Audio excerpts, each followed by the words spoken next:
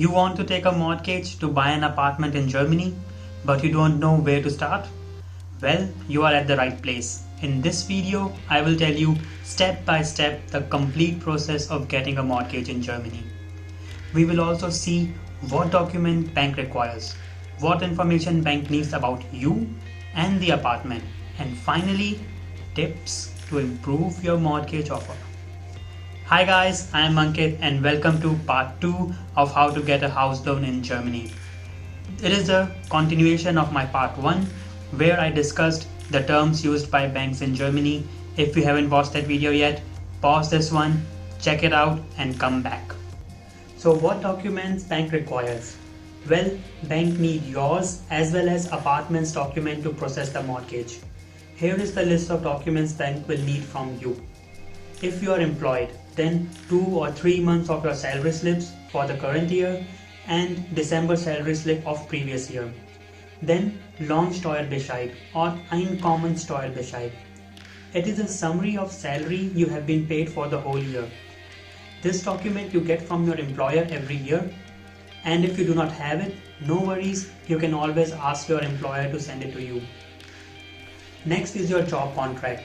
It would be good if your job contract is permanent or unbefristet, that is indefinite duration and not fixed term. If you are self-employed, bank would like to see a stable source of income. To prove that, you may have to show your balance sheets, profit and loss statements, 2 or 3 years of your business tax returns, and at the same time 2 or 3 years of your personal tax returns. Bank may ask for other documents based on your business or nature of work. Next is your insurance contracts if you have any. For example, if you have a life insurance, then you may have to tell how much you pay for your insurance. Similarly, you may have other insurances and bank would like to know how much you are paying for them. Prove that you can pay Nebenkosten. For this, you need to show your account statements or Bausparkonto if you have any, or any other mortgage-friendly scheme that you are enrolled in. In this video, we are not discussing these special contracts or schemes. Then comes personal identification documents. That is your passport or Niederlassungserlaubnis. Niederlassungserlaubnis is your permanent residence card. Please note, if you do not have indefinite visa or permanent residence or citizenship, then getting a mortgage could be very difficult. However, it's not impossible. I have seen people with blue card also getting a credit, but it's very rare. You only need these documents for getting a mortgage. In Germany, anyone can buy a property. For buying, you do not need any kind of German visa. It's only to get the mortgage. Next document bank may need is Rentenversicherung or retirement account statements. This document shows how much you have in your retirement fund. For bank, it is important that a person finishes his or her mortgage before retirement. But if in any way it is not possible, then this statement gives them a hint whether you will be able to pay the mortgage once you retire. So in short, the younger you are, better it is. Rentenversicherung you usually receive automatically once per year. However, if you do not have them, you can easily request them online from Deutsche Rentenversicherung's website. I have mentioned the link in description for your reference.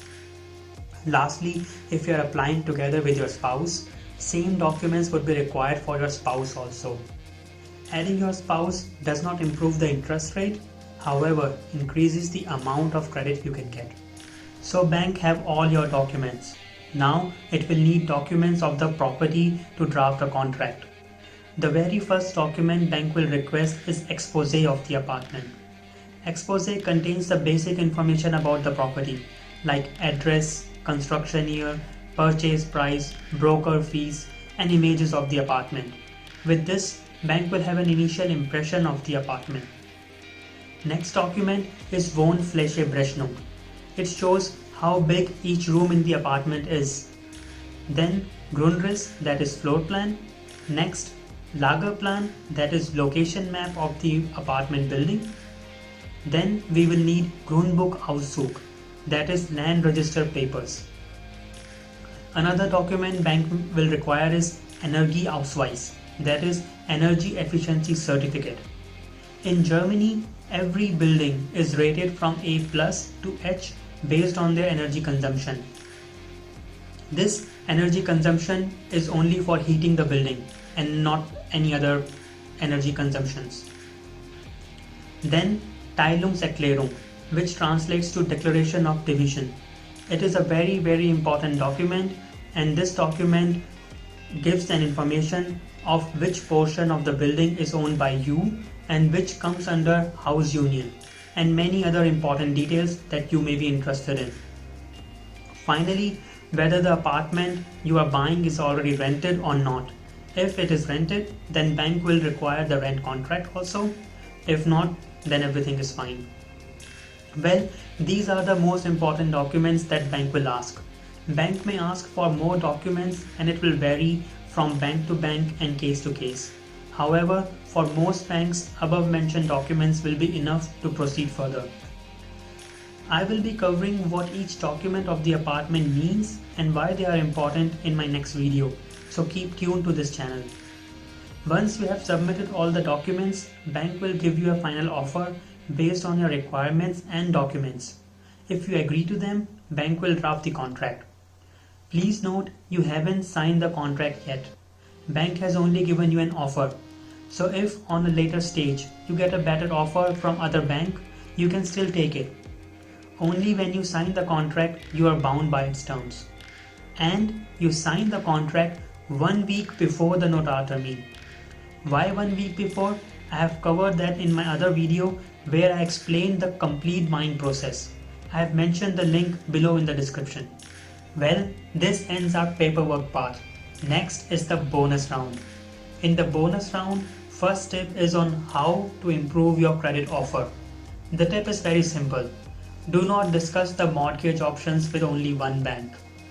Go to several banks and brokers and get offers from each of them. Isn't it simple? Next, you have to bid different banks against each other. So how you do that? You do that by telling the bank that its competitor is giving a better offer. So if you can give me a similar or better one, it would be really nice of you. And then I can finalize the terms with you, because I would prefer to sign the mortgage with your bank instead. You are so awesome. Well, sometimes it helps you land a better offer than you had, and sometimes not, but it's worth a try. Second tip is to have a good bank berater or consultant. Having a good consultant is crucial to land a good offer. Just to give you an example, I went to 2 different beraters of the same bank, and one gave me better conditions than the other. Strange, right? Yes, I know, it was strange for me too. It is because each berater or consultant is different, and if you are not comfortable with the one, change him or her with someone else. It could be possible that you like the bank but not your consultant. No worries, you can always tell your bank that you want to change your berater. For some people, including me, it could be awkward or difficult to ask bank for a different berater. Well, if that's the case, just go to a different branch of the same bank for consultancy. Well, this is it guys. Hope you found the video useful, and see you next time. Ciao.